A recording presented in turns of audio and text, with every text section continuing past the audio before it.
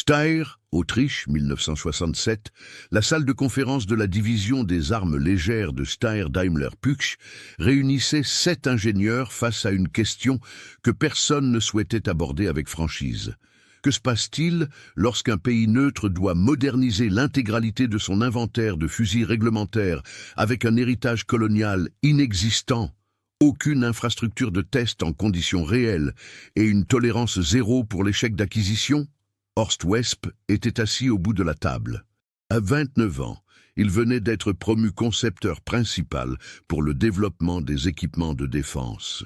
Devant lui gisaient des croquis qui auraient été balayés comme de la science-fiction dans la plupart des cercles spécialisés. Un fusil avec le chargeur derrière la détente, une fenêtre de munitions transparente et une carcasse principalement composée de plastique. Il ne s'agissait pas de simples idées de prototypes, mais de propositions de production. Le cahier des charges des forces autrichiennes restait ouvert entre eux. Portée efficace, 300 mètres minimum. Poids, moins de 3,5 kg. Longueur, adaptée tant à l'infanterie mécanisée qu'aux troupes alpines. Fiabilité, fonctionnement par des températures allant de 40 degrés C à plus 150 degrés C. Modularité, adaptable à de multiples rôles tactiques, sans nécessité de système d'armes entièrement distincts. Et la contrainte qui dictait tout le reste, le coût unitaire ne pouvait excéder ce que l'Autriche payait actuellement, pour des modèles d'après-conflit archaïques qui devenaient d'une obsolescence embarrassante. Le superviseur de Wesp, Karl Wagner, revenait sans cesse sur une ligne de la spécification, applicabilité universelle à toutes les branches de l'infanterie. Dans la pensée traditionnelle, cela signifiait un compromis, un fusil adéquat pour tous, mais optimal pour personne. Wesp y voyait autre chose, un mandat d'ingénierie pour résoudre le problème réel plutôt que de reproduire des solutions historiques inadaptées aux contraintes contemporaines. Carcasse en polymère, déclara Wesp en tapotant le croquis. Pas seulement pour l'habillage, pour la structure. Le silence s'installa. En 1967, les polymères évoquaient les produits de consommation, pas les équipements de pointe. Les affrontements en Asie du Sud-Est se faisaient à l'aluminium et à l'acier. L'Union soviétique produisait de la tôle emboutie. Personne, absolument personne, ne proposait de fabriquer le composant central porteur d'un fusil de dotation en plastique. La science des matériaux existe, poursuivit Wesp. Polyamide renforcé de fibres de verre. Nous pouvons obtenir une limite d'élasticité comparable à l'aluminium pour 40% de son poids. Plus important encore, nous pouvons mouler des géométries complexes impossibles avec l'usinage traditionnel. Le boîtier de détente, le puits de chargeur et la poignée de transport deviennent une seule unité intégrée. Aucun composant séparé à aligner, aucun ajustement manuel requis, aucune accumulation de tolérance. Il sortit un second croquis montrant l'ensemble porte-culasse. Culasse rotative, actionnée par gaz, 7 tenons s'engageant dans un insert en acier au sein de la carcasse en polymère. L'insert supporte toute la pression de verrouillage. Le polymère assure l'intégration structurelle. Système de pistons à course courte, autorégulé selon les différentes longueurs de canon. Nous concevons la géométrie de l'évent de gaz pour maintenir une pression de cycle constante que nous utilisions un canon de 350 mm ou de 621 mm. Wagner se pencha en avant. Des longueurs de canon au pluriel. Expliquez. Système de changement rapide, répondit Wesp. Une seule carcasse, plusieurs canons. Un utilisateur peut passer d'une configuration de combat rapprochée à un fusil d'infanterie standard ou à une arme d'appui léger simplement en changeant le canon. Aucun outil requis. Une procédure de 60 secondes. L'équipe d'ingénieurs échangea des regards. Les autorités autrichiennes avaient observé la logistique de l'OTAN se multiplier en une complexité cauchemardesque, des chaînes d'approvisionnement distinctes pour les carabines, les fusils, les armes de précision et les armes automatiques de section. Wesp proposait de tout fusionner dans les configurations modulaires d'une plateforme unique. Le mécanisme de libération du canon utilise un simple verrou à levier, continua-t-il. Un cliquet à ressort maintient l'ensemble du canon sur la carcasse. Appuyez sur le levier, tournez de 90 degrés, le canon se détache. Inversez la procédure pour installer une longueur différente. Le système de gaz compense automatiquement. Aucun réglage nécessaire. L'un des ingénieurs seniors souleva l'objection évidente. La configuration bullpup signifie que le mécanisme se trouve juste à côté du visage de l'utilisateur. En cas de défaillance catastrophique, les gaz s'évacuent vers l'avant par le puits de chargeur et vers le bas par des fenêtres d'éjection conçues avec une géométrie de décharge, l'interrompit Wesp. Nous concevons pour les modes de défaillance. La carcasse en polymère peut intégrer des canaux de décompression qui dirigent la surpression loin de la tête de l'utilisateur. Ce n'est pas théorique. Nous calculons les voies de rupture dès la phase de conception. Il leur montra le croquis final. Le fusil complet, d'à peine 790 mm de long avec un canon de 508 mm, offrant des performances balistiques maximales dans un format plus court que la plupart des pistolets mitrailleurs. L'architecture bullpup n'était pas esthétique, c'était de la géométrie pure au service d'un besoin tactique. Si des récits comme celui-ci vous aident à voir comment l'ingénierie a discrètement façonné l'histoire, dites-nous en commentaire ce qui vous a surpris jusqu'ici. Et restez avec nous pour le prochain chapitre.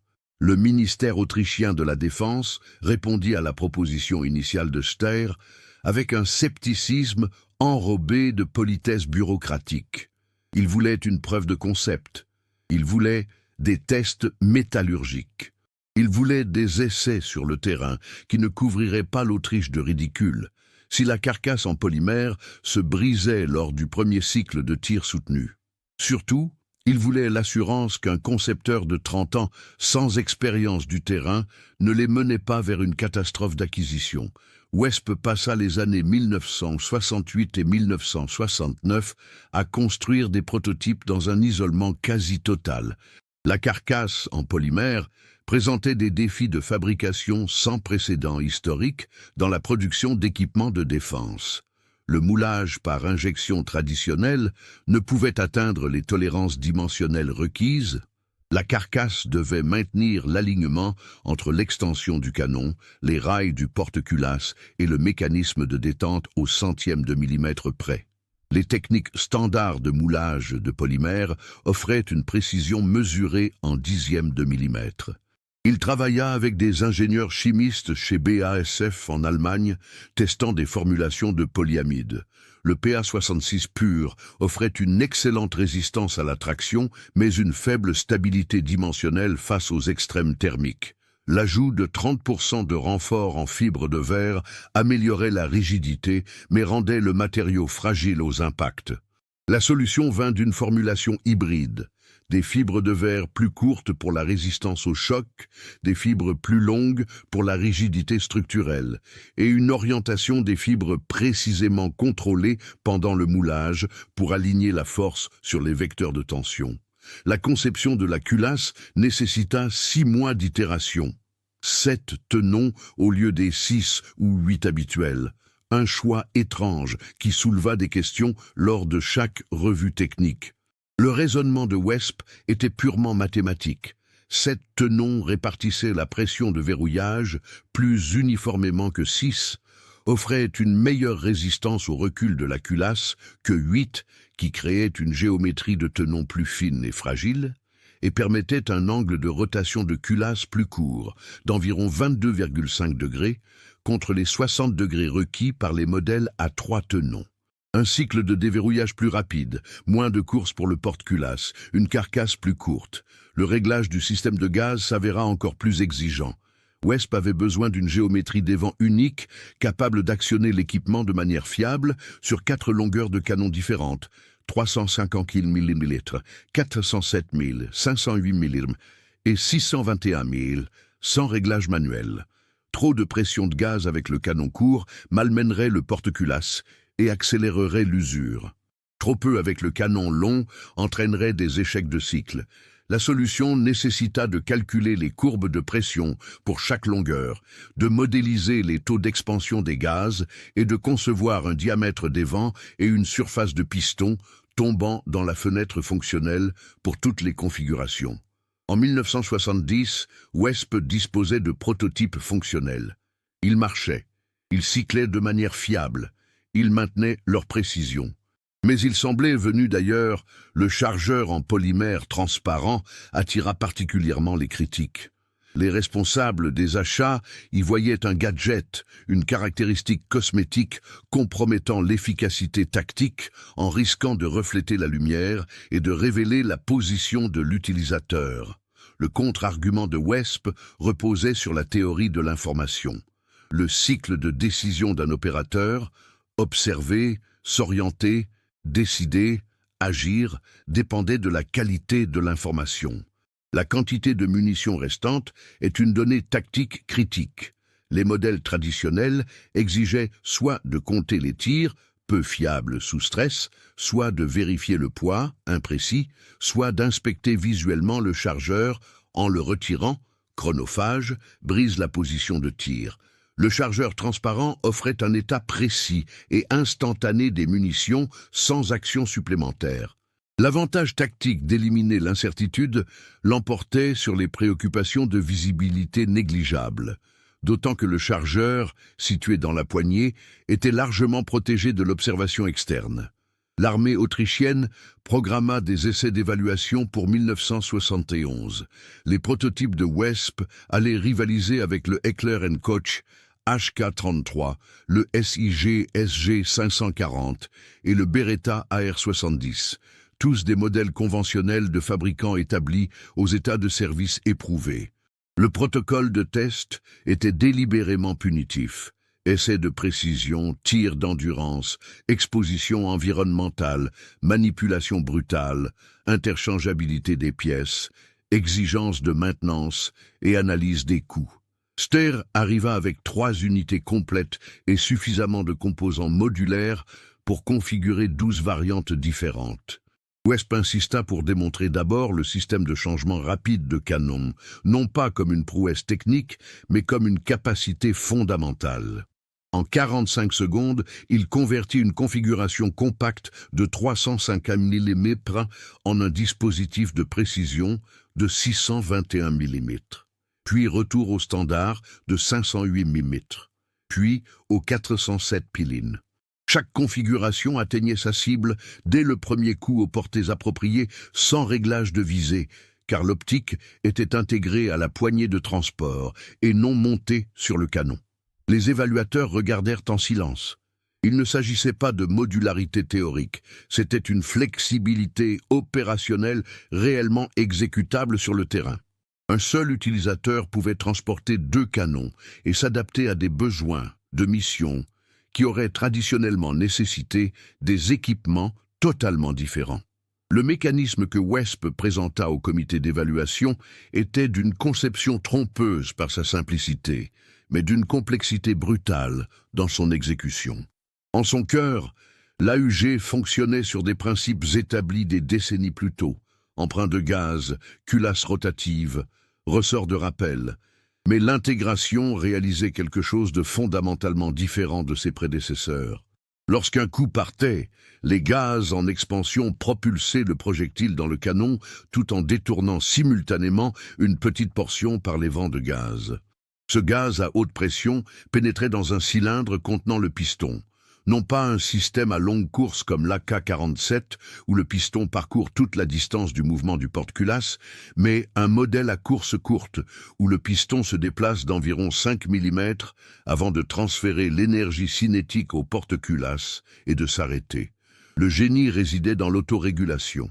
WESP calcula le diamètre de l'évent et la surface du piston pour que, sur les 4 longueurs de canon, l'impulsion délivrée au porte-culasse reste dans les paramètres fonctionnels. Avec le canon de 350 mm, l'évent était plus proche de la chambre où la pression est plus forte, mais le canon plus court signifiait moins de poudre brûlée, résultant en une courbe de pression spécifique. Avec le canon de 621 mm, l'évent était plus éloigné, là où la pression est plus faible, mais une combustion plus complète fournissait des caractéristiques de gaz différentes. La géométrie qu'il conçut créait un chevauchement des fenêtres de fonctionnement. Le porte-culasse, une fois impulsé vers l'arrière, reculait d'environ 8 mm avant que des surfaces à cam n'engagent les tenons de la culasse. Ce mouvement vers l'arrière armait le percuteur via un connecteur reliant l'action montée à l'avant au groupe de détente situé à l'arrière. Les surfaces à cam faisaient ensuite pivoter la culasse de 22,5 degrés, désengageant les 7 tenons de l'extension du canon. C'est ici que la carcasse en polymère montrait toute sa valeur.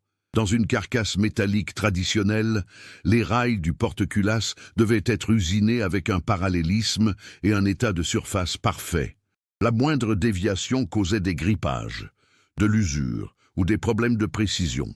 La carcasse de Wesp moulait les rails, comme des caractéristiques intégrées avec la géométrie exacte nécessaire, sans usinage secondaire.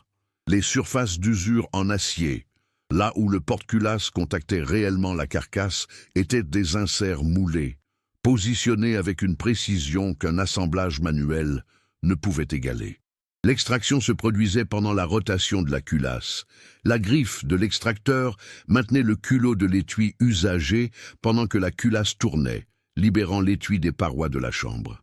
Alors que le support continuait sa course vers l'arrière, l'éjecteur, un ergot à ressort dans la face de la culasse, expulsait l'étui par la fenêtre d'éjection. La conception de cette fenêtre était ambidextre par simple échange de composants. Un utilisateur droitier avait la fenêtre à droite, mais en faisant pivoter la culasse de 180 degrés et en installant une plaque d'obturation du côté opposé, la même carcasse devenait configurée pour un gaucher. Le ressort de rappel, logé dans la crosse directement dans l'axe de lame du canon, poussait le porte-culasse vers l'avant.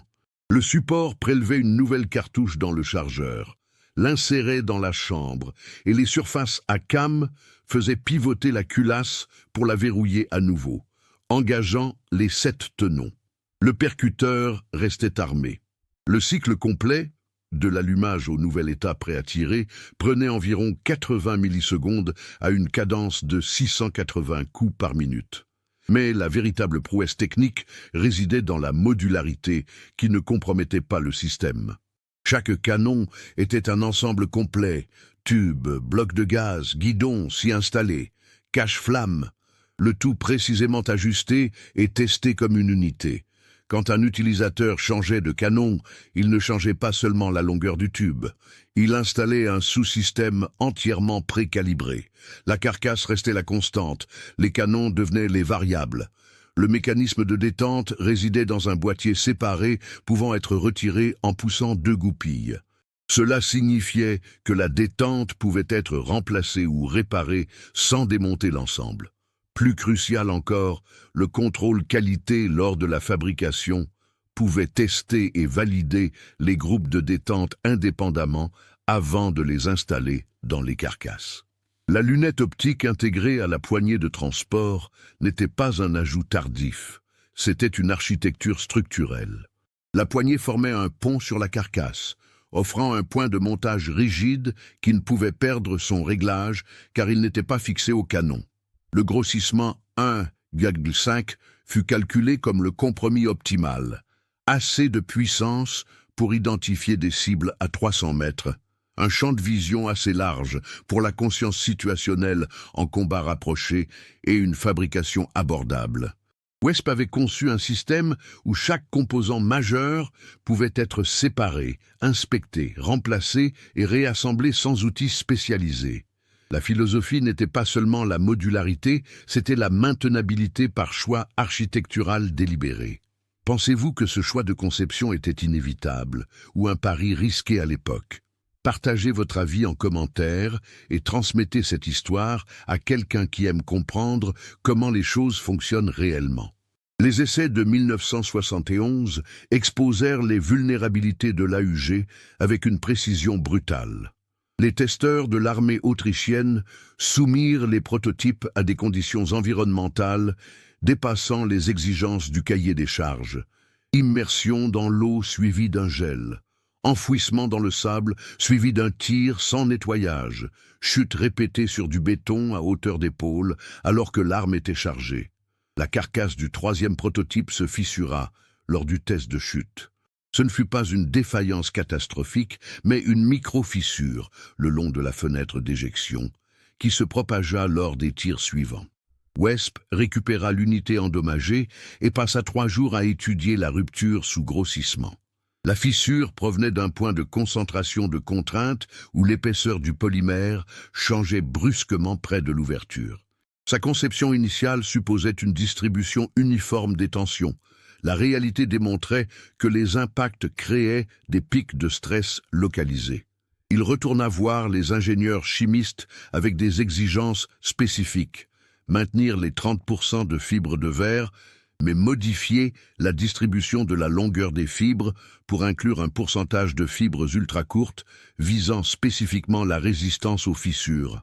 Plus crucial encore, il redessina la géométrie de la fenêtre d'éjection, ajoutant une transition d'épaisseur graduelle et un arrondi subtil pour éliminer l'angle vif qui avait agi comme initiateur de rupture.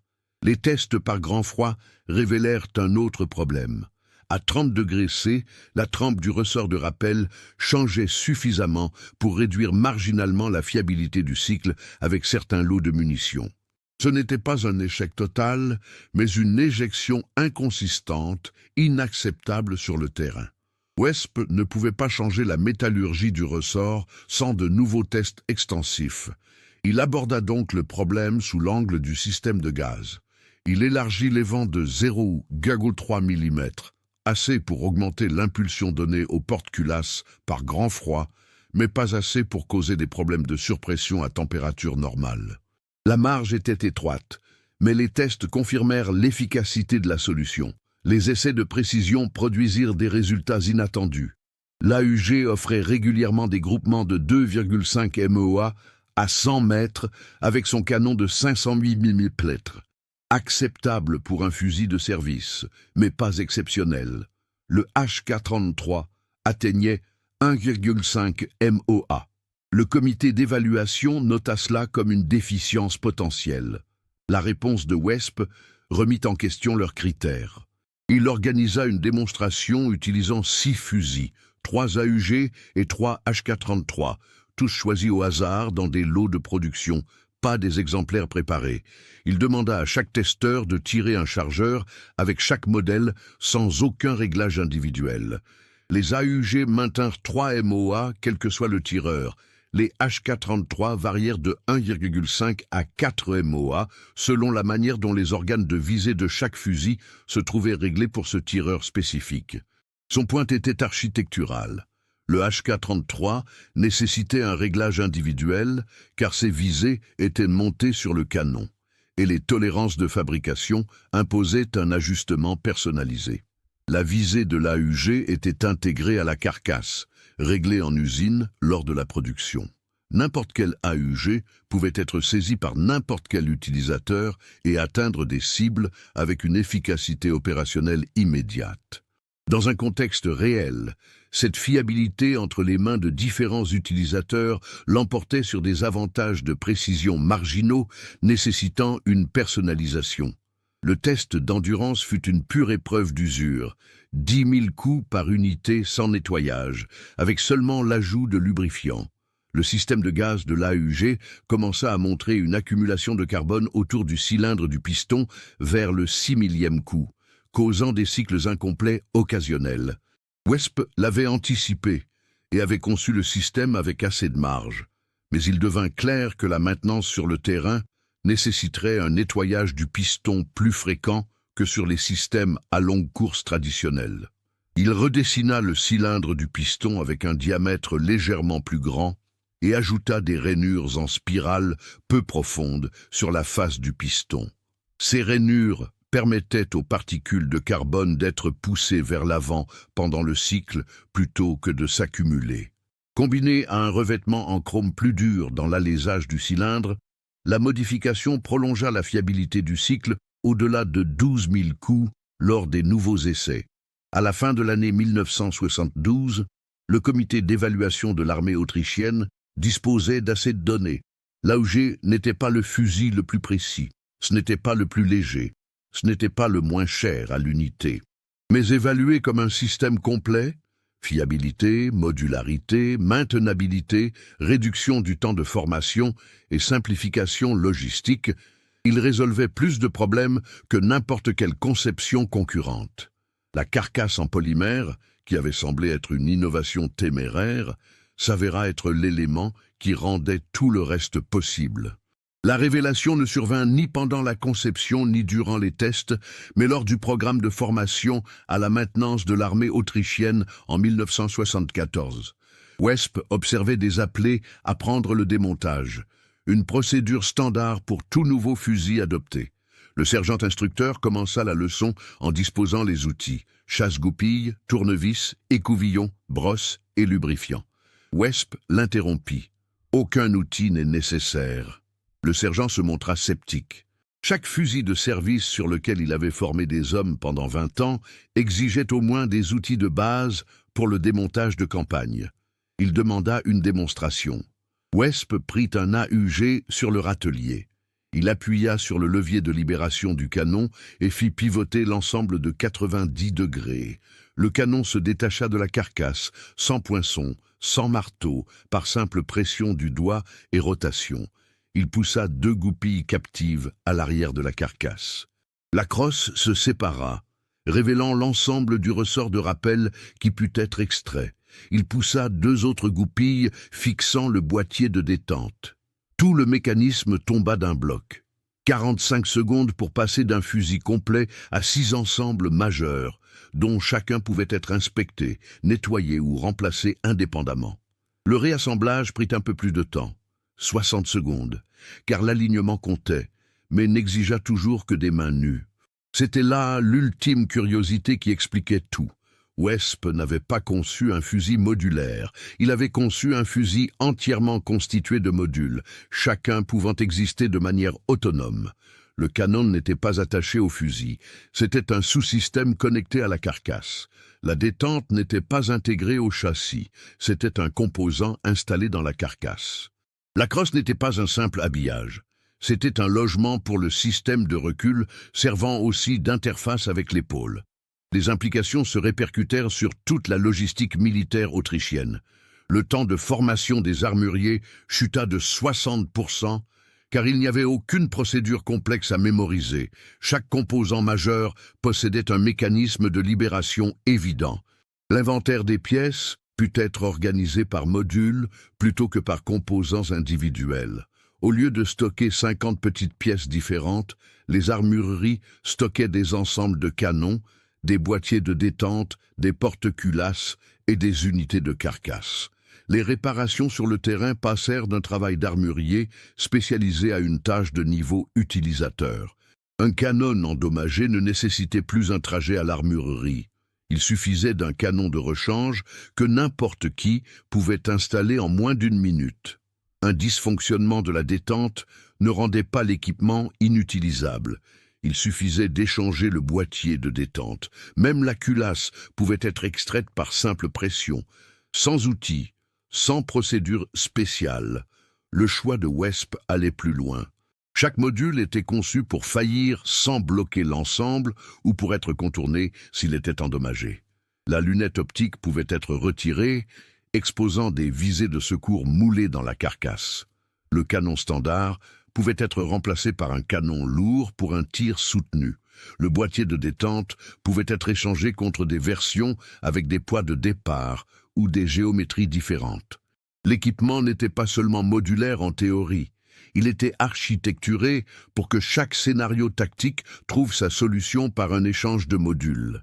Les responsables des achats commencèrent à comprendre ce que Wesp avait accompli. L'AUG ne rivalisait pas avec d'autres fusils, il rivalisait avec des portefeuilles entiers de systèmes d'armes. Une armée traditionnelle équipait ses soldats de différents modèles selon leur rôle. Carabines pour les équipages de véhicules, fusils pour l'infanterie, fusils de précision, mitrailleuses légères. Chacun exigeait une formation, une maintenance et une logistique à part. L'AUG fusionnait tout cela en configuration d'une plateforme unique. Même carcasse, même culasse, même détente, même manipulation de base. Seul le canon changeait. Un soldat formé sur une configuration pouvait utiliser n'importe quel AUG. Un armurier capable d'entretenir une version pouvait toutes les entretenir. Une chaîne logistique fournissant un type de fusil pouvait fournir toutes les variantes tactiques. C'était pour cela que le chargeur transparent importait. Pourquoi la carcasse en polymère importait? Pourquoi le changement de canon rapide importait? Aucune de ces caractéristiques n'existait pour elle-même. Elles existaient parce que Wesp avait conçu l'objet non pas comme un outil isolé, mais comme un système d'ingénierie où chaque pièce servait l'objectif de flexibilité opérationnelle par la modularité sans outil. En 1977, lorsque l'AUG entra en production de masse, Steyr avait livré quelque chose de véritablement inédit, un fusil de service où l'évolution des besoins de mission n'exigeait pas de changer d'arme. L'équipement s'adaptait, l'utilisateur restait constant, et la logistique, qui consommait historiquement 40% des dépenses en armement léger, se simplifia en une gestion de modules. Le Steyr AUG entra en service dans l'armée autrichienne en 1978 sous la désignation STG-77. En 18 mois, il fut évalué par des forces sur 3 continents. En 1985, il équipait les armées en Australie, en Nouvelle-Zélande, en Irlande, en Arabie Saoudite, en Malaisie et en Argentine. En 1990, plus de 20 nations l'avaient adopté. En 2025, près d'un demi-siècle après la conception initiale de Wesp, des variantes modernisées restaient en service de première ligne dans le monde entier. La longévité de ce modèle provient de choix architecturaux qui ont transcendé la technologie des années 1970. Quand l'optique a progressé, l'AUG s'est adapté en ajoutant des systèmes de rails Picatinny sur la poignée de transport. La philosophie modulaire s'est étendue pour accepter de nouvelles solutions de visée. Lorsque l'usage de modérateurs de son s'est généralisé, le système de changement rapide a permis l'usage de canons dédiés sans modifier le cœur de l'équipement. Quand de nouveaux calibres sont devenus pertinents, l'architecture de la carcasse a permis des conversions en 9 mm pour des unités spécialisées. Mais le véritable héritage de l'AUG n'est pas dans les statistiques d'adoption. C'est un changement philosophique dans la manière dont les ingénieurs abordent la conception. Avant l'AUG, la modularité signifiait des pièces interchangeables lors de la fabrication. Après lui, elle signifiait des sous-systèmes interchangeables pouvant être reconfigurés sur le terrain par les utilisateurs. Cette distinction a fondamentalement modifié la définition même du fusil d'infanterie. Le précédent de la carcasse en polymère de Wesp a ouvert l'exploration de la science des matériaux dans toute l'industrie. Dans les années 1990, les grands fabricants intégrèrent des polymères avancés, non plus comme de simples habillages, mais comme des composants structurels. Le gain de poids, la résistance à la corrosion et la précision de fabrication atteints par Wesp en 1970 sont devenus des standards de base. Le scepticisme qui avait accueilli ces premiers prototypes s'est transformé en norme industrielle. La configuration bullpup reste certes débattue, de nombreuses forces la rejettent pour des raisons d'ergonomie, et l'AUG n'a pas changé cela. Mais il a prouvé qu'une telle architecture pouvait offrir des équipements de service fiables, précis et faciles à entretenir si elle était correctement conçue. Il a démontré que des configurations non conventionnelles pouvaient répondre aux exigences les plus strictes sans compromis. Plus significativement, l'AUG a prouvé qu'une modularité intelligente pouvait résoudre la complexité des approvisionnements. Les forces du monde entier luttaient entre le besoin d'outils spécialisés et la durabilité logistique. L'AUG a montré que ce n'était pas une fatalité, qu'une ingénierie réfléchie pouvait offrir des capacités spécifiques par la configuration plutôt que par la multiplication des systèmes. Horst Wesp continua de travailler chez Steyr jusque dans les années 1990, supervisant les améliorations de son œuvre originale. L'AUG A2 ajouta des systèmes de rails perfectionnés. L'AUG A3 intégra les standards modernes de montage optique. Chaque évolution maintint le principe de base, des modules compréhensibles, maintenables et configurables par les utilisateurs plutôt que par des techniciens spécialisés.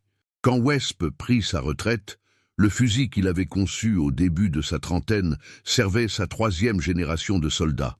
Sa carcasse en polymère, jadis jugée dangereusement expérimentale, s'était avérée plus durable que bien des alternatives métalliques.